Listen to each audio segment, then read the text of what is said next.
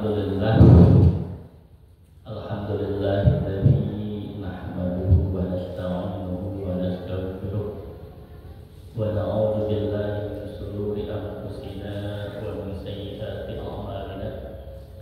May yahdihillahu fala mudilla lahu wa may yudlilhu fala hadiya lahu.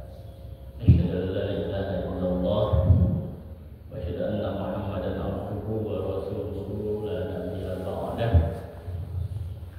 Allahumma shalli ala Muhammad wa ala ali Muhammad kama shallaita ala Ibrahim wa ala ali Ibrahim wa barik ala Muhammad wa ala ali Muhammad kama barakta ala Ibrahim wa ala ali Ibrahim fil alamin innaka Hamidum Majid. Faqala Rasulullah sallallahu alaihi wasallam, khairun nas man ta'allama al-Qur'an wa 'allamahu. Kita sama-sama berdoa, Allahumma nawwir qulubana bi nuri hidayatika kama nawwartal ardha bi nuri syamsika abadan abada bi rahmatika ya arhamar rahimin.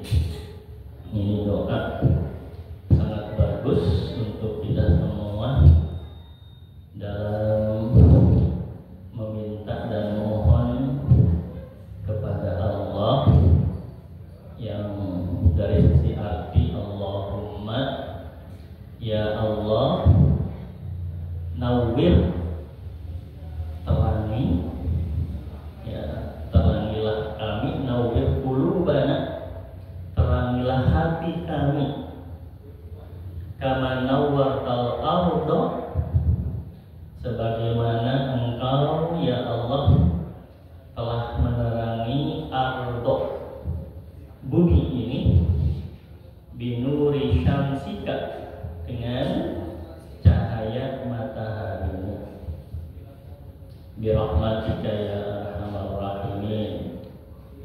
Raditu billahi rabban wa bil islami dinan wa bi Muhammadin nabiyyan wa rasulan. Rabbi shrah li sadri wa yassir li amri wahlul 'uqdatam min lisani yafqahu qawli. Atau kita juga bisa sambung doa yang telah diajarkan dan kita ketahui bersama dari Ibnu Abbas, ya Allahumma faqihna fid din wa 'allimna bit ta'wil. Ini semata-mata agar kita dipintarkan, diberikan wawasan faqihna fid din, dengan ilmu-ilmu agama yang memang bersumber dari Al-Quran.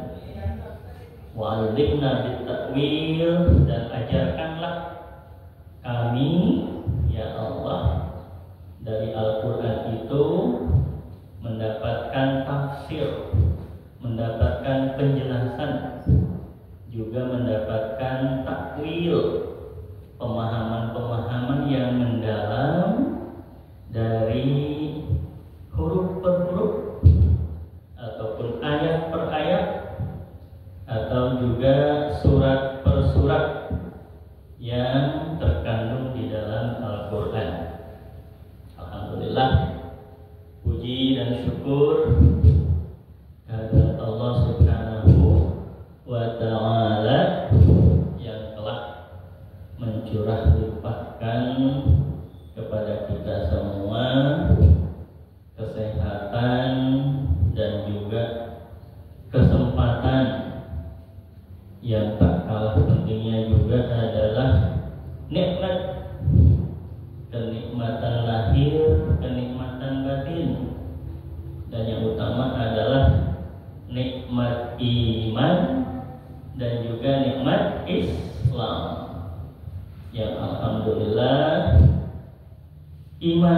kita miliki, kita nikmati betul. Islam yang kita miliki, anugerah dari Allah, ini pun kita nikmati bersama-sama. Dalam konteks kita bisa merasakan nikmatnya iman, seperti bahwa kita memiliki keyakinan yang utuh kepada Allah Subhanahu wa Ta'ala sebagai pencipta, sebagai pengatur, dan juga sebagai pemberi rezeki. Kita yakini, kita imani bahwa memang yang menciptakan kita adalah Allah Subhanahu wa Ta'ala. Yang mengatur hidup dan kehidupan kita adalah Allah Subhanahu wa Ta'ala. Bahwa dalam kehidupan ini tentu dirundung masalah. Ada masalah yang selalu datang atau suka datang atau bahkan sering datang kepada kita, entah dalam hitungan waktu, jam, hari, minggu, ataupun bulan. Tapi karena kita beriman kepada Allah dan menikmati keimanan tersebut, maka ada kondisi kita menikmati berpasrah, sikap pasrah kepada Allah Subhanahu wa Ta'ala, karena Allah sudah mengatur kita dengan kudrah dan iradahnya. Dan ini betul-betul kita imani, baik yang baiknya ataupun juga yang buruknya. Ada takdir baik, ada takdir buruk. Dalam arti kita mengimani hal-hal yang memang datang kepada kita, baik yang bentuknya kita sukai atau bentuknya kita tidak sukai. Ini betul-betul harus kita yakini datangnya dari Allah. Nah, kalau kita memang punya keyakinan, punya keimanan bahwa itu semua datang dari Allah, maka ada kenikmatan saat kita mengatakan inna lillahi wa inna ilaihi raji'un.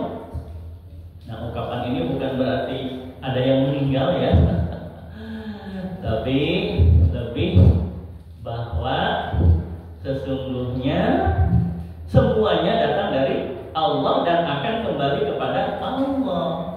Yang baik datangnya dari Allah dan akan kembali kepada Allah. Yang buruk pun harus kita yakini ini datangnya dari Allah. Untuk apa? Untuk menguji kita, menguji keimanan kita, bahwa kita memang layak dan pantas untuk akhirnya disebut orang-orang yang beriman. Nikmat Islamnya seperti apa? Kita ketahui yang paling mendasar ataupun yang paling mudah ada sholat, ada zakat, ada puasa ataupun saum. Nah, kenikmatan yang kita rasakan, yang kita dapatkan dari sholat, ada ketenangan, ada ketentraman, ada kedamaian. Itu adalah nikmat dari Allah atas keislaman kita. Belum lagi dari saumnya, belum lagi dari zakatnya, ataupun kalau zakat sering konteksnya nunggu waktu. Kalau zakat fitrah berarti nunggu waktu nanti di bulan Ramadan, jelang bulan Syawal. Atau kalaupun misal zakatnya zakat mal, nunggu waktu. Waktu apa? Waktu nisab, waktu haulnya kan ya. Atau sudah mencukupi atau belum kita menunaikan zakat, jadi nunggu waktu. Nah, lantas kenikmatannya harus nunggu waktu juga dong.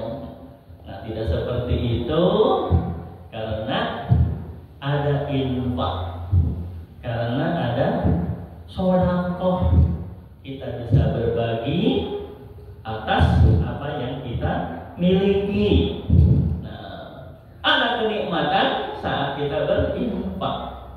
Ada kenikmatan saat kita bersedekah.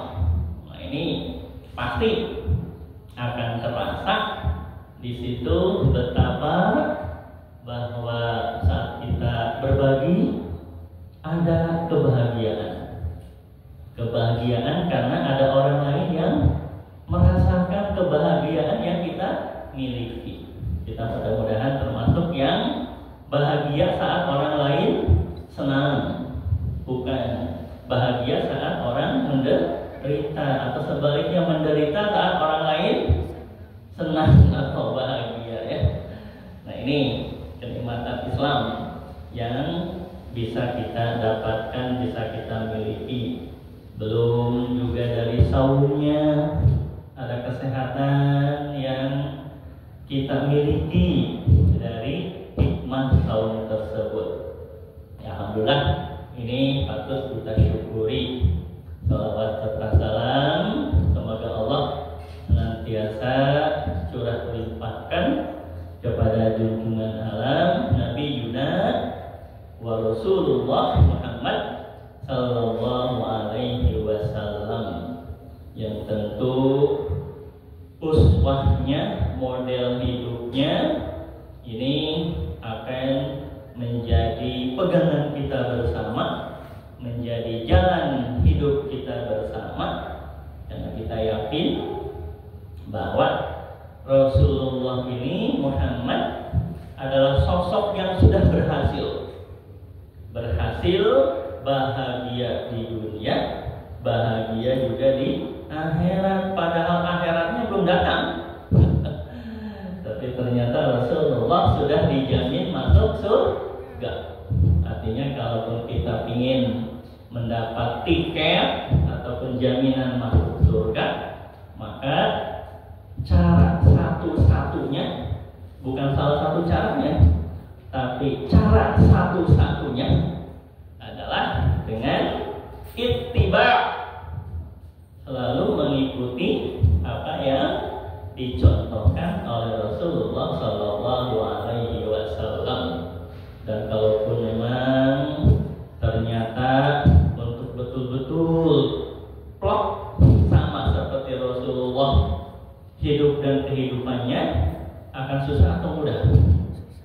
Sangat susah. Maka kita ada peluang, ada kesempatan dengan menanti, mengharapkan syafaat dari beliau kelak nanti di akhirat. Tentu ini pun tidak mudah, karena kita harus memantaskan diri, melayakkan diri bahwa kita pantas ataupun layak mendapatkan syafaat. Oleh karena itu, senantiasa kita berdoa kepada Allah agar diberikan kekuatan, agar diberikan kemampuan untuk sungguh-sungguh melaksanakan apa yang diperintahkan Allah, dan sungguh-sungguh bisa ataupun mampu dan dapat meninggalkan atau menjauhi apa-apa yang dilarang oleh Allah. Amin ya rabbal alamin. Ya alhamdulillah, kita bisa lanjutkan kembali kajian tafsir kita yang fokus ataupun konsentrasinya adalah di kitab tafsir Jalalain. Nah, kemarin kalau lihat konten YouTube-nya sudah di konten yang ke-9 ya. Hanya karena kebetulan ada kendala teknis kemarin ya. Jadi terpotong. Nah, ada yang tertinggal ternyata di konten YouTube kajian tafsir yang di ke-9 itu. Nah, meskipun sebenarnya udah sampai ayat 5 ya, tapi ternyata terputus di ayat 4 dari surat Al Al-Baqarah. Apa-apa kita coba untuk biar tidak tertinggal untuk yang menyimaknya di YouTube. Lumayan sih ya, di YouTube minimal ada 20, 30, ada juga yang 100 ya. Itu kita ucapkan terima kasih ya pada audiens ataupun yang selalu menyimak juga kajian tafsirnya melalui konten YouTube Darul Ikhwan di Kopin University. Oke, dan ini kemarin di konten YouTube yang ke-9-nya itu sampai di ayat walladzina yu'minuna bima unzila ilaika wa ma unzila min qablik wa bil akhirati hum yuqinun. Ya, terputus sampai di situ. Sedikit kita ulas di ayat yang kelima. Ini berbunyi gimana? A'udzu billahi minasy syaithanir rajim. Bismillahirrahmanirrahim. Ulaika ala hudan mir rabbihim wa ulaika humul muflihun. Nah, kalau terjemahannya ulaika mereka itulah ala hudan yang mendapatkan petunjuk mir rabbihim dari Rabb mereka, dalam hal ini adalah Allah, wa ulaika dan mereka pula lah humul muflihun sebagai orang-orang yang bahagia ataupun orang-orang yang beruntung. Nah, kalau melihat dari tafsir Jalalainnya, ini ada beberapa ayat ataupun potongan-potongan ayat dengan penjelasan. Ketika di sini dimunculkan ulaika, nah, tafsir Jalalain menyebutkan ulaika di sini adalah al-mausufuna bima dzukira. Ulaika ai ataupun maksudnya adalah al-mausufuna, yaitu orang-orang yang disifati. Nah, jadi mausufun ini dari kata wasofa, yasifu, artinya orang-orang yang disifati. Bima dzukira, dengan apa-apa yang telah disebutkan. Apa yang telah disebutkan? Bahwa mereka itu kita lihat adalah orang-orang yang bertakwa. Orang yang bertakwa dengan kategori, dengan kriteria alladzina yu'minuna bil ghaib ya, wa yuqimuna shalah wa mimma razaqnahum yunfiqun. Itu sifat-sifatnya yang termuncul ataupun muncul di ayat ketiga. Tapi tidak hanya di situ. Bima dzukira yang dimaksud adalah juga dari ayat keempatnya. Walladzina yu'minuna walladzina yu'minuna bima unzila ilaika wa ma unzila min qablik wa bil akhirati hum yuqinun.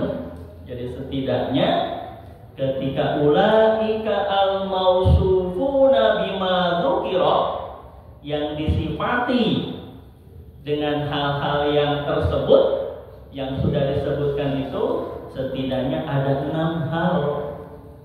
3 hal yang ada di ayat 3 dan 3 hal pula yang ada di ayat keempat. Nah, bila ada orang-orang yang al-mausufuna bima dzukira, yang sudah disifati dengan hal itu, ala hudan, itu adalah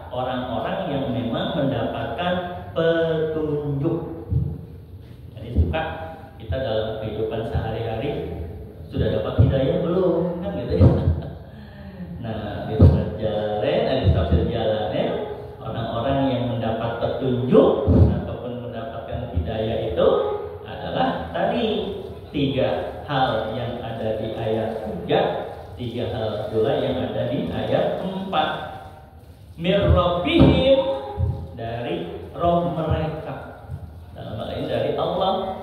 Wa ulaika humul muflihun. Nah, tafsir Jalalain menyebutkan siapa al-muflihun itu, yang seperti apa, yang berbahagia itu, yang beruntung itu yang seperti apa. Nah, disebutkan al-faizuna bil jannah, adalah orang-orang yang memang akan memperoleh surga. Jadi kategori muflihun, orang-orang yang bahagia, orang-orang yang jaya, orang-orang yang beruntung, itu adalah al-faizuna bil jannah. Dalam kategori memang mereka akan mendapatkan surga Allah. Dan tidak cukup sampai di situ, disebutkan an-najuna minan nar. Orang muflihun itu adalah selain memang yang mendapatkan surga, tapi juga an-najun, adalah orang-orang yang diselamatkan ataupun orang-orang yang selamat minan nar, dari api neraka. Ya. Jadi diselamatkan dari neraka dan mendapatkan surga, itulah yang disebut al-muflihun. Nah, ini sambungan dari semestinya ada di konten yang ke-9 ya. Nah, tapi nggak apa-apa, kita langsung masuk di ayat kelima tadi, disatukan aja dengan ayat berikutnya pembahasannya, di mana ayat berikutnya adalah innalladzina kafaru sawa'un alaihim a'anzartahum am lam tunzirhum la yu'minun. Ya, kalau kita artikan secara khususnya ataupun keutuhan dari ayatnya, innalladzina, sesungguhnya orang-orang kafaru yang kafir, ya, sawaun, sawa itu artinya apa? Sama, alaihim, bagi mereka, a'anzartahum, apakah engkau Muhammad memberi peringatan kepada mereka, ya, am lam tunzirhum, atau engkau Muhammad tidak memberi peringatan, ya, la yu'minun, mereka tetap dalam kondisi tidak beriman. Ya, jadi orang-orang kafir itu mau didakwahin ataupun tidak didakwahin, mau ditablighin atau juga tidak ditablighin, itu mereka akan kekeh, akan tetap tidak mau beriman. Nah, ini hakikat ataupun kondisi orang-orang kafir. Terlebih di sini inna itu kalau di ilmu nahwu disebutnya adalah huruf taukid. Makanya artinya adalah sesungguhnya. Apa itu taukid? Taukid itu adalah penguatan atau kesungguh-sungguhan bahwa kondisi yang sebenarnya. Nah, kita coba lihat dari kandungan apa yang ada di tafsir Jalalainnya. Muncul kecahannya innalladzina kafaru, sesungguhnya orang-orang kafir itu. Nah, di sini ada contoh ka'abi jahlin, wa Abi Lahbin wa nahwihima. Sesungguhnya orang-orang kafir itu wujudnya atau konkretnya Abi Jahlin adalah sosok seperti Abu Jahal, wa Abi Lahbin dan sosoknya adalah seperti Abu Lahab, ya, wa nahwihima dan orang-orang yang serupa seperti Abu Jahal dan Abu Lahab. Contohnya siapa selain Abu Jahal dan Abu Lahab? Saat itu ada yang namanya juga Abu Sufyan. Ya, hanya kebetulan kalau Abu Sufyan berhasil ya masuk Islam di akhir-akhir hayatnya.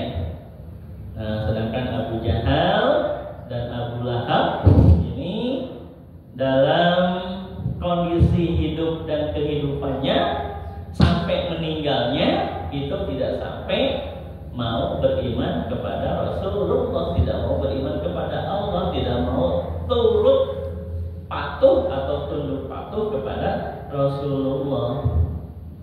Emang apa sih yang dilakukan, yang dikerjakan oleh Abu Jahal, Abu Lahab? Jadi kalau dalam pemahaman bahwa kafir itu kan ada dua ya. Ada yang tahu? Ada kafir harbi, ada kafir dhimmi. Nah, ini. Jadi kafir itu adalah kafir harbi, ada kafir dhimmi. Kafir harbi adalah yang kondisi kafirnya itu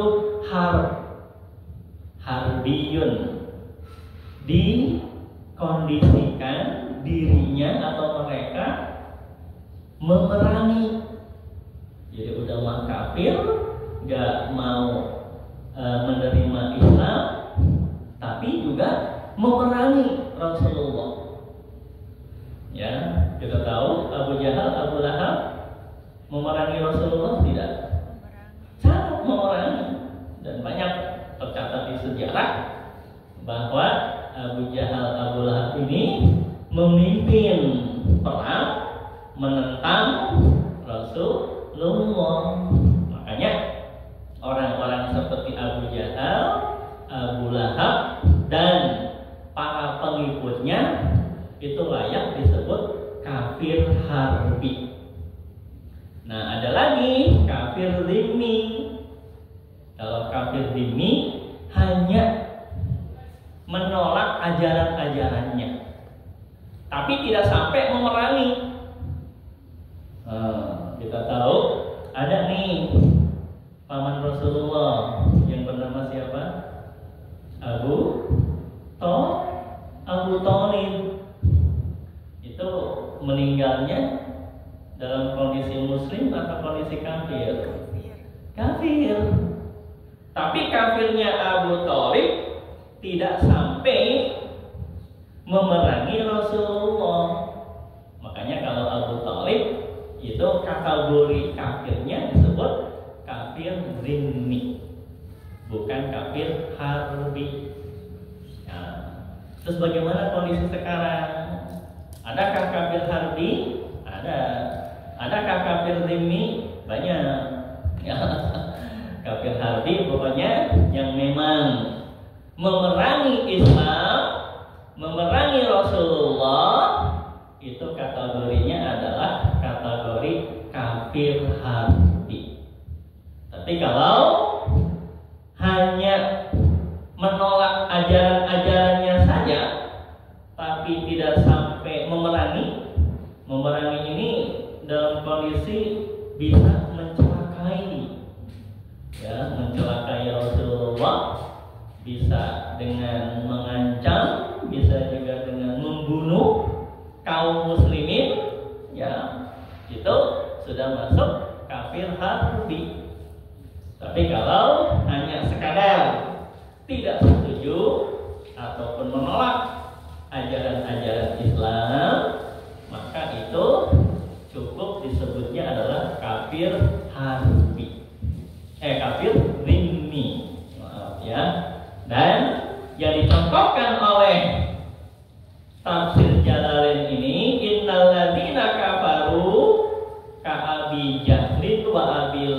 Lahabin wa nahwihima. Berarti sesungguhnya orang-orang yang kafir, yang dimaksud kafir harfi atau kafir demi? Kafir harfi, karena dicontohkannya adalah ke Abu Jahal, dicontohkannya ke Abu Lahab. Berarti adalah orang-orang kafir harfi. Nah, kafir harfi sawaun, kondisinya sama. Alaihim a'andartahum. Nah, ini ada penjelasan dari tafsir Jalalain bitahqiqil hamzataini wa ibdalis tsaniyah alifan wa tashiliha wa idkhali alif bainal mas'alah wal ukhra wa tarakahu. Jadi ini lebih termunculkan dari sisi penulisan, ya. A'andartahum itu ada berapa hamzah? Kita tahu bedanya alif dan hamzah apa? Kan alif, ba, ta, terus sa, jim, ha, kha, terus dal, zal, ro, za, terus sin, shin, terus so, dot, to, za, ain, rin, fa, qaf, kaf, lam, mim, nun, wawu, terus hamzah. Nah, ada hamzah ya, ada hamzah ya. Nah, artinya bahwa di huruf hijaiyah alifnya ada, hamzahnya ada. Terus apa bedanya? Kalau alif itu tidak menerima harokat, ya. Kalau alif itu a-nya tidak menerima harokat. Sedangkan hamzah itu menerima harokat, dibacanya a. Nah, alif lebih sering digunakan untuk apa? Sebagai huruf mad. Kalau huruf-huruf hidup ditambahkan alif, diakhiri dengan alif ataupun disambung dengan alif, maka itu dibacanya apa? Panjang, ya. Misal ada sajidun, ya, sin ada alif, jim, dal, sajidun. Nah, ada alif di situ, tapi tidak ada hamzahnya. Maka alifnya punya fungsi untuk menandai bahwa itu harus dibaca panjang, dibaca mad, ya. Nah, kebetulan a'andartahu ini ada dua hamzah. Nah, di sini ada penjelasan bitahqiqil hamzataini. Di situ dimunculkan ada dua hamzah. Tapi dalam penulisannya hamzah yang pertama tanpa alif, ya. Hamzah yang kedua menggunakan alif. Oke, coba kita lihat di sini ada tulisan Allah. Nah, itu diawali dengan huruf alif kan ya? Alifnya pakai hamzah tidak? Harus pakai hamzah. Karena Allah di situ ada harokatnya tidak? Ada. Maka di situ harus menggunakan hamzah saat menulis Allah. Nah, hanya di sini a'andartahum karena ada dua hamzah, maka penulisannya menurut tafsir Jalalain yang menggunakan alifnya cukup hamzah yang kedua. Jadi hamzah yang pertama beda aja, hamzah gitu ya. Nah, terus hamzah yang kedua muncul ada alifnya. Untuk membedakan ada hamzah yang memang terpisah, ada memang hamzah yang bersatu.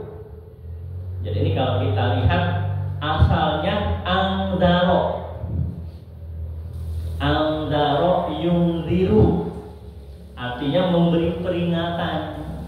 Nah, angdaro itu alif, ada hamzah, kemudian nun, za, ro. Ya. Nah, oleh karena di sini ada istifham. Apa itu istifham? Istifham itu artinya pertanyaan. Kalau dalam bahasa Inggrisnya adalah question. Ya. Adatul istifhamiyah. Jadi adatul istifhamiyah itu artinya huruf-huruf atau kata-kata yang digunakan untuk bertanya. Dalam bahasa Arab ada apa? Ada hal. Apa artinya hal? Apakah? Ada lagi aina. Apa artinya? Di mana? Mata. Apa artinya? Mata jikta. Kapan? Ya. Kapan kamu datang? Atau kaifa. Bagaimana? Kaifa haluk. Nah ini ya. Suka sering terdengar kaifa halukum. Kaifa haluka. Kaifa haluki, ya. Cuman ini ada ya dulu di pesantren yang pas di Sunda ya. Jadi kan di situ tulisannya kaifa itu di mana? Ka, ya, fa. Dibacanya apa? Keyup katanya gitu. Kok jadi keyup? Apa artinya keyup? Yang berjalannya mundur ya.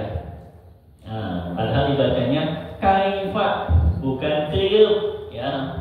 Nah, itu disebut dengan adatul istifham atau adatul istifhamiyah. Alat-alat ataupun kata-kata yang digunakan untuk bertanya. Dalam bahasa Inggris disebut dengan question word. Ya, ada apa saja di situ? Ada who, ada what, ya. Ada apa lagi? Where, ada when, ada why. Apa nih why?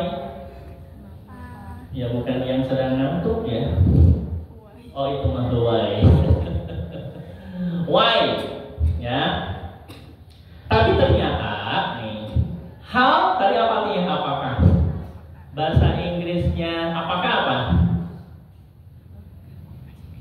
Apa? What? Kan gitu ya? What? Tapi dalam bahasa Inggris itu ada namanya whether. Apa tuh whether? Apakah juga? Ya. Hanya kalau whether, ya, apakahnya itu tidak harus dijawab. Nah, dalam bahasa Arab,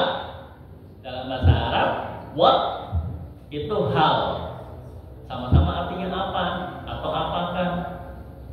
Nah, tapi ada yang pertanyaan tapi nggak butuh jawaban.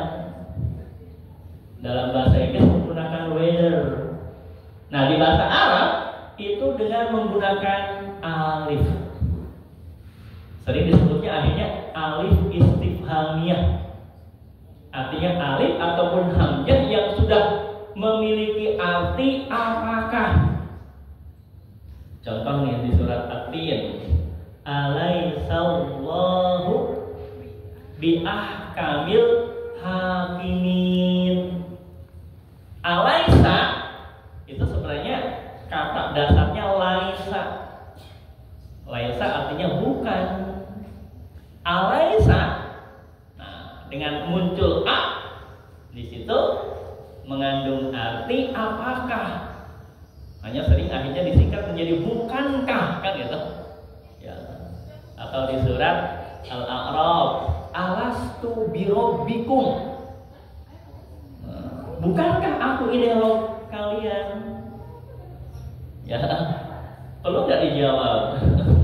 Itu pertanyaan yang hanya untuk penegasan. Nah, kata a'ang dar tahu. Nah, hamzah yang pertamanya ini adalah bermakna istifham. Apakah kamu, kata Allah, memberi peringatan kepada mereka?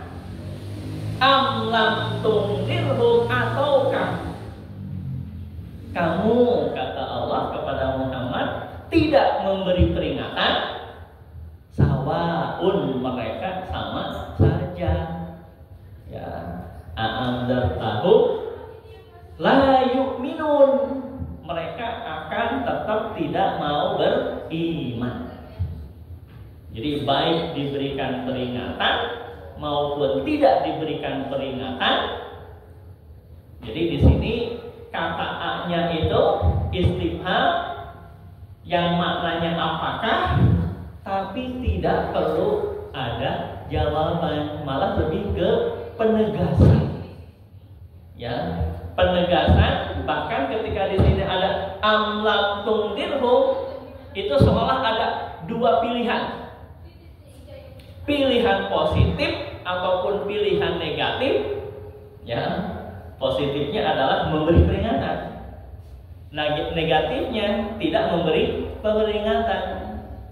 Tapi baik engkau Muhammad memberi peringatan kepada Abu Jahal, Abu Lahab dan para pengikutnya, atau juga kamu, kata Allah, tidak memberi peringatan kepada mereka, mereka mah tetap kekeh tidak mau beriman. Nah, ini jadi penjelasan bahwa sawaun alaihim a'anzartahum, ada penyebutan di tafsir Jalalain bitahqiqil hamzataini wa ibdalis tsaniyah alifan. Artinya yang keduanya itu ada alifnya, alif dan hamzah gitu ya. Sedangkan yang pertama A-nya itu tanpa dikasih alif, ya. Wa tashiliha wa isfali alifan bainal masalah wal kufra wa tarakahu. Nah, taraka itu ditinggalkan. Artinya bahwa hamzah yang pertama mah udahlah enggak usah dikasih alif. Yang dikasih alif mah cukup hamzah yang kedua dalam sisi penulisannya. Oke, am lam tunzirhum la yu'minun. Ada penjelasan. Nah, ini kalau butuh ini ya, butuh kecermatan ini dalam pembacaan. Karena ini kan tafsir Jalalain dari sisi penafsirannya gundul ya. Gundul, tidak ada harokatnya. Nah, di situ tertulis lam, ain, lam, mim. Dan ini nyambung dengan penulisan lam, ain, lam, mim yang di situ ada penambahan Allah. Ini bisa saja ya dibacanya li ilmillah. Kalau li ilmillah berarti li di situ sebagai huruf jar, ilmi sebagai majrur yang dijarkan oleh lam. Ya, maka ilmi berarti artinya apa? Ilmu. Li ilmillahi berarti bagi ataupun untuk ilmu Allah. Nah, ternyata kita selidiki bahwa bukan li ilmillahi di sini. Nah, ada kemungkinan yang kedua, lam, ain, lam dan mimnya ini dibaca la alima. Jadi bukan li ilmi tapi la alima. Lamnya kalau yang kedua ini dibaca la.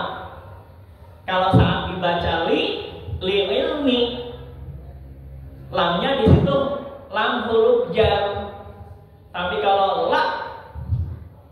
la alima, lamnya di sini dibaca la, itu lamnya lam taukid. Jadi huruf taukid di samping inna ada huruf lam, juga termasuk huruf taukid penegasan. Nah, kalau memang lamnya ini dibaca la, maka alima yang kalau tadi lil ilmi itu ilmi sebagai masdar, masdar itu isim kata benda. Tapi kalau dibacanya la alima, alimanya jadi fiil madi. Menjadi fiil madi. Fiil itu adalah kata kerja. Yang di situ berarti la alima Allahu menjadi fa'il, karena kalau ada fiil ada fa'il. Kan susunannya fiil, fa'il, maf'ul. Ya. Jadi ini harus hati-hati memang dalam konteks huruf Arab yang tidak berharokat. Nah, kalau li ilmillahi akan mengandung arti ataupun memiliki arti untuk ilmu Allah. Tapi kalau la alimallahu artinya sungguh Allah mengetahui. La alima sungguh, alima mengetahui, Allahu Allah. Atau sungguh Allah mengetahui. Ya, minhum dari mereka, zalika kondisi seperti itu. Mana nih bagusnya? Apakah li ilmillahi minhum atau la alimallahu minhum? Artinya bahwa tadi kondisinya baik Muhammad itu memberi peringatan kepada Abu Jahal, Abu Lahab dan kawan-kawan, ataupun tidak memberi peringatan, kondisi mereka tetap. Berarti Allah tahu nggak itu? Sungguh Allah mengetahui kondisi mereka. Jadi ini Muhammad, kamu ngasih peringatan ke mereka atau tidak mereka, Allah udah tahu mereka akan menolak, mereka tetap akan nggak mau. Nah, jadi kita bacanya bukan di ilmillahi tapi la alimallahu minhum dzalik. Sungguh kondisi yang seperti itu Allah mengetahui minhum dari mereka. Ya. Falatat ma'u fi imanihim. Nah ini.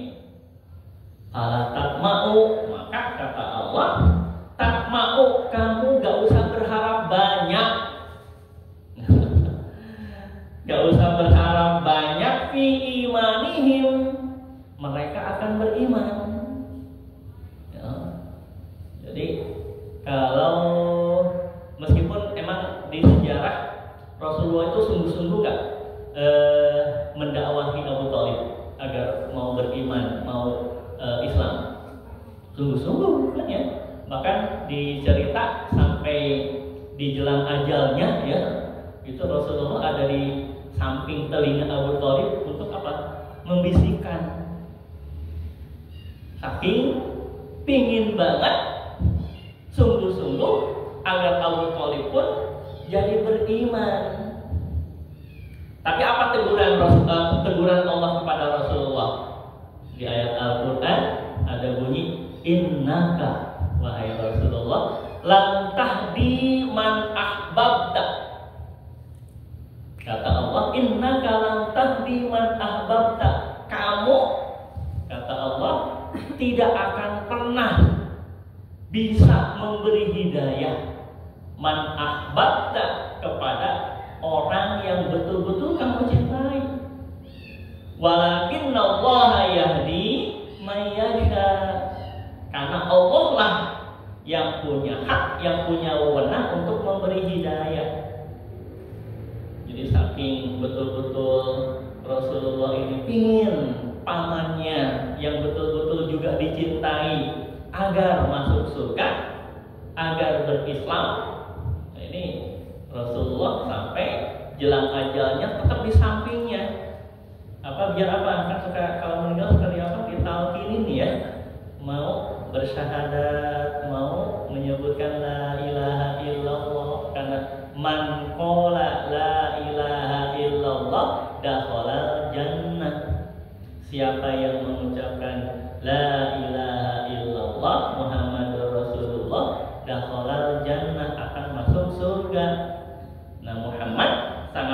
berharap agar pamannya masuk surga.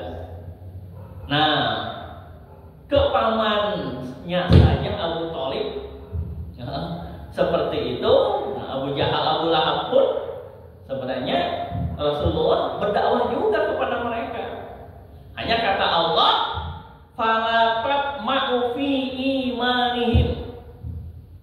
Engkau Muhammad, kata Allah, gak usah berharap banyak deh. Mereka mau beriman gitu. Ya, nah ini keterangan dari tafsir Jalalain. Wal inzar i'lamun ma'a tahwifin. Nah, wal i'lam, dan itu menjadi permakluman.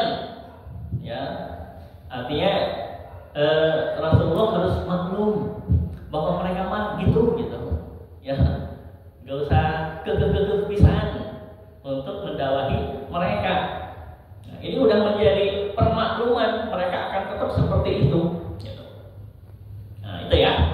Jadi sawa'un 'alaihim a'andartahum am lam tundirhum la yu'minun la'alimallahu minhum dzalika fala tatma'u fi imanihim wal inzaru i'lamun ma'a tahwifin. Nah, coba kita satu ayat lagi. Wah, udah waktunya ya, tengah 5. Itu ya sekilas ya.